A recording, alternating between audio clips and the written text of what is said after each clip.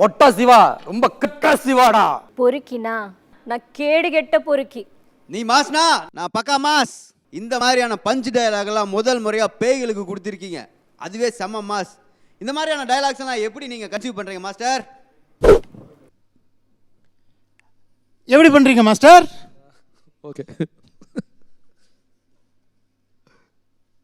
அதான் பஞ்ச் டயலாக்ன்றது படத்தில் தான் பேச முடியும், வெளியே பேச முடியும்.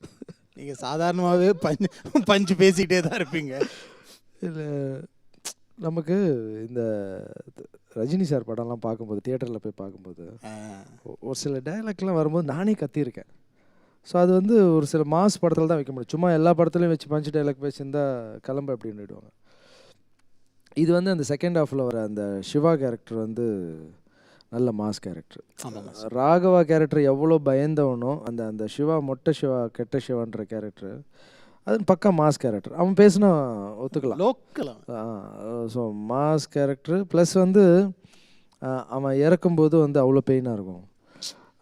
ஸோ மாஸ் டைலாக் வைக்கணும். என்னென்னா பிஎன்சி வரைக்கும் படம் ஓடணுன்னா எல்லாமே இருக்கணும்.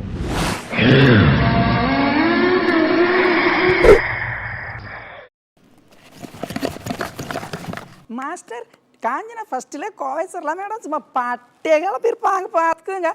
இப்போ காஞ்சனா டூலையும் சூப்பர் அப்படின்னு சொல்கிற மாதிரி பண்ணியிருந்தாங்க. அதை பற்றி கொஞ்சம் சொல்லிங்க மாஸ்டர். யார் மாதிரி பேசினார் அவர்? அக்கா சரளாக்கா. சரளாக்கா மட்டும் இங்கே இருந்தாங்கன்னா இங்கேருந்து எகிரி அடிச்சிருப்பாங்க. பட் நல்லா ட்ரை பண்ணார், சூப்பராக பண்ணார். சூப்பர். ஆனால் மாஸ்ஜி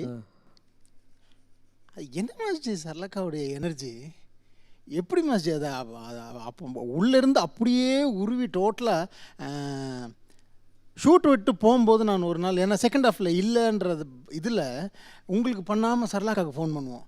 அக்கா இன்றைக்கி என்னக்கா நடந்ததுன்னு. தம்பி நான் நாளைக்கு சொல்கிறேன்டா. ஏன்க்கா மொத்த ஜூஸும் எடுத்துட்டார் மாஸ்டர், வெறும் பாடி தான் போயிட்டுருக்கு, நாளைக்கு காலையில் ஃபோன் பண்ணு. சரிங்கக்கா. எனக்கு இங்கே என்னவோ பண்ணிகிட்ருக்குறாங்க, இது ஃபஸ்ட் ஹாஃப் மறந்து செகண்ட் ஹாஃபில் பேர் எடுத்துகிட்டு போகிறாங்க, இந்த இப்படியே ட்ராவல் பண்ணிகிட்டு இருந்தோம் மாஸ்டர். அவங்க என்ன உங்களுக்கு எப்படி அந்த அந்த ஒரு கடகடன்னு நிறைய க்ரியேட் பண்ணிக்கிட்டே இருக்கீங்களே, எப்படி வந்தது இது? அவங்க மட்டும் இல்லை, இப்போ நீ வந்தால் கூட எனக்கு அப்படி தான் இருக்கும். Thank you master. அக்கா அப்படி என்ன ஸ்பெஷல்னா அது என்னவோ தெரியல, அவங்க வந்து நின்ன உடனே பேப்பரில் இருக்க டைலாக்லாம் விட்டுருவேன். அவங்கள பார்க்கும்போது புது புது டைலாக்காக வரும். அக்கா நீங்கள் இதை பண்ணுங்களேன், இதை பண்ணுங்கள். அங்கே வந்து போதும்பா பண்ண மாட்டிங்களா? பண்ணுறப்பா, ஃபுல்லாக பண்ணுங்கக்கா, எல்லாத்தையும் பண்ணி முடிச்சிருங்க, அதில் நான் என்ன தேவையோ அதிலேருந்து நான் எடுத்துக்கிறேன் அப்படின்னு என்ன சொன்னாலும் பண்ணுவாங்கச்சு. அது எக்ஸ்ட்ரா சேர்ப்பாங்க பாருங்கள் ஷூட்டிங் ஸ்பாட்டில். Hats off. ஃபஸ்ட்டு வந்து ஏப்பா என்னப்பா இதுவும் பண்ணுமாப்பா, அப்பா லென்த் பண்ணுங்கக்கா, அதில் அழகாக நம்ம உருவி எடுத்துடலாம், விட மாட்டானே அப்படின்னு முடிச்ச அப்புறம் கூட இவ்வளோ நேரம் கேட்போம். அப்போல்லாம் பண்ணலாம் பண்ணுவாங்க. முடிச்ச அப்புறம் ஒன் மோர் பண்ணலாமா, அந்த இடத்துல இது பண்ணணுமா, அந்த இடத்துல அவங்களே கேட்பாங்க. அதான் இந்த இடத்துல இன்னும் கொஞ்சம் பண்ணலாமா அப்படின்னும்போது அது என்னவோ தெரியல.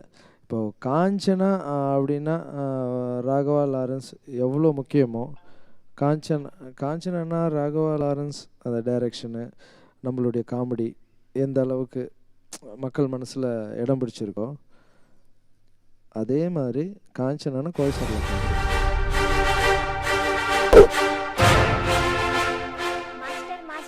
வேதிகா, ராயலக்ஷ்மி, டாப்ஸி, நித்யா மேனன் இங்கே எல்லாருமே ஓவரால் ஹீரோயின்ஸாக பண்ணுறாங்க மாஸ்டர். ஆனால் உங்கள் படத்தில் மட்டும்தான் அவங்களோட எல்லா திறமைகளும் வெளியே கொண்டு வந்தீங்க. அவங்க எந்த அளவுக்கு உங்களுக்கு ரொம்ப சப்போர்ட்டிவாக இருக்காங்க மாஸ்டர்? வேதிகா நல்ல டான்ஸர், முனியில் சரி அவங்க டான்ஸ் பண்ண வைக்கணும், அப்படி நல்லா டான்ஸ் பண்ணாங்க. லக்ஷ்மி ராயும் நல்ல டான்ஸர், அவங்க ஒரு சாங்கு காமெடி சீன், அதை அவங்க ரெண்டு ஹீரோயினுக்கும் கிடைக்காது. இது வந்து இதில் நித்யாவுக்கும் மேனனுக்கும் டாப்ஸிக்கும் கிடச்சிருக்கு.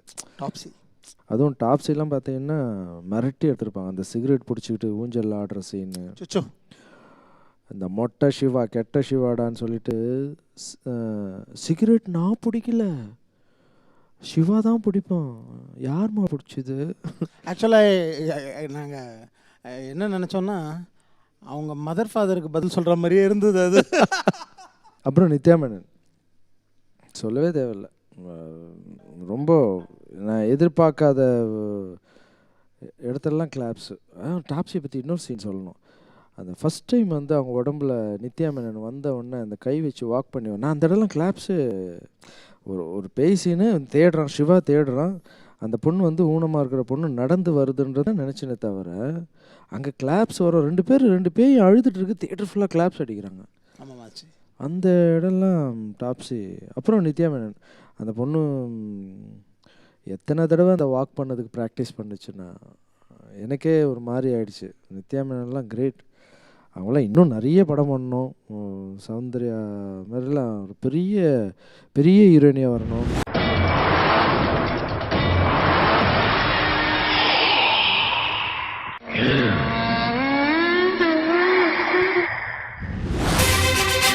மாஸ்டர் நாங்க எல்லாரும் உங்களுக்கு ஒரு பாட்டு பாடி காட்டுறோம். காக்கா பரபர குருவி பரபர குயில் பரபர காஞ்சனா 2. பயம் பயம் பேய்க்கும் சண்டை, அத ஊரே வேடிக்கை பார்க்குது. மாஸ்டர் மாஸ்டர் உங்க படத்துல வந்து 4-5 பேய்லாம் எப்பவுமே வரும் மாஸ்டர். ஆனா காஞ்சனா 2ல 4 மியூசிக் டைரக்டர் வச்சிருக்கீங்களே, எதுக்கு அவ்வளோ வேலை வாங்குனீங்களா? என்ன காரணத்துக்காக 4 music director master? 4 music director புதுசாக ட்ரை பண்ணலாமே தான். புது 2 மியூசிக் டைரக்டரை இன்ட்ரடியூஸ் பண்ணலாம் அப்படின்ற ஒரு ஆசை. எல்லாமே ஒரு புதுசாக ட்ரை பண்ணும்போது சரி மியூசிக் சைடும் ட்ரை பண்ணலாமான்னு ட்ரை பண்ணது தான். அதில் பார்த்தீங்கன்னா இந்த குழந்தை சாங் இப்போ இவ்வளோ பெரிய ஹிட் ஆகிருக்கு. காஞ்சனாவில் எப்படி வந்து கிளைமேக்ஸ் சாங் ஹிட் ஆகிருக்கோ அந்த மாதிரி இந்த குழந்தை சாங் எங்கள் தியேட்டரில் அவ்வளோ ரெஸ்பான்ஸ் அது. ஸோ புதுசாக ட்ரை பண்ணதால தான் கிடச்சிது. மாஜி, நம்ம படத்தில் வந்து வில்லன் எல்லா லேடிஸுமே திட்டுறாங்க. அவர் இன்னி வரைக்கும் யாரும் திட்டினதெல்லாம் இல்லை. அவர் வில்லனாக பண்ணால் கூட அழகாக அது மாதிரி சாஃப்டாக ஏதாவது தான் பண்ணுவார். ஜேபி சாரை எப்படி வில்லனாக இந்த ஃபிலிமில் வந்து போடணும், அப்படி ஒரு மாதிரி சாஃப்டாக வச்சு கொடூரமான ஒரு பர்சனாலிட்டியாக காமிக்கணும்னு உங்களுக்கு எப்படி தோணுச்சு? ஷூட்டிங் ஸ்பாட்டில் வந்து பார்த்தீங்கன்னா நித்யா மேனன் முகத்தில் இவர் வந்து ஃபர்ஸ்ட் ஹாஃபில் நித்யா மேனன் முகத்தில் கால் வச்சு அழுத்திருப்பார். அதே மாதிரி ஷூட்டிங் ஸ்பாட்டில் வந்து நித்யா மேனன் லாஸ்ட்டாக சாகடிக்கும் போது நித்யா மேனன் கால் இங்கே வைக்கணும். அதெல்லாம் பார்த்தீங்கன்னா வைங்கம்மா, நெத்தி மேலே கண்ணு மேலே வைங்க, ஒன்றும் பிரச்சனை இல்லை, அவரே கால் எடுத்து ரொம்ப படத்துக்கு ஒர்க் பண்ண எல்லாருமே டெக்னீஷியன்ஸும் சரி, கேமராமேன்லேருந்து என் கூட ஒர்க் பண்ண அசிஸ்டன்ட் டைரக்டர்ஸ்லேருந்து எல்லாமே என் கூட ஒர்க் பண்ண மேனேஜர்ஸ் எல்லாரும் வந்து அவ்வளோ ஹார்ட் ஒர்க் பண்ணியிருக்காங்க. இது டீம் ஒர்க் தான். இது இந்த படத்தில் இன்னொரு சந்தோஷம் என்னென்னா, ஒரு 2 இயர்ஸாக கஷ்டப்பட்டு ஃபீல்டுக்கு வரணும்னு ஆசைப்பட்டு என்கிட்ட கேட்டு டான்ஸ் கற்றுங்க, ஃபைட் கற்றுங்க, அதெல்லாம் அப்போது டான்ஸ்லாம் கற்றுக்கின அப்புறம் தான் நான் உங்களை இறக்குவேன் அப்படின்னு சொல்லியிருந்தேன். எல்வின் தம்பி அவர் நல்லா டான்ஸ் ப்ராக்டிஸ் பண்ணி எப்படிலாம் சினிமாவுக்கு எப்படிலாம் தேவையோ என்னெல்லாம் கற்றுக்கிட்டு வரணுமோ அதெல்லாம் கற்றுக்கிட்டு வந்திருக்காரு. அவரும் நானும் சேர்ந்து ஆடும்போது ஸ்க்ரீனில் எனக்கு வந்து ரொம்ப ஹாப்பியாக இருந்தது.